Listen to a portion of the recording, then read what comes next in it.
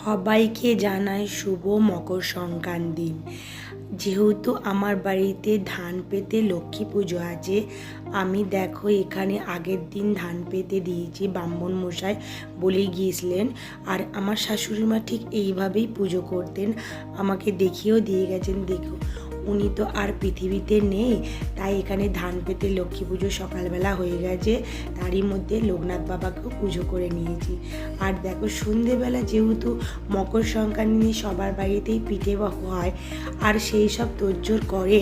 আর এখানে দুজনে দেখো বাউনি বাঁধতে হয়, একটু বাউনি বেঁধে নিলে সব জায়গায় দিতে হয়, ঠাকুরের কাছে চালে, যেটা আমার মা শাশুড়ি মা দেখিয়ে গেছে, আমি সেটাই করার চেষ্টা করেছি।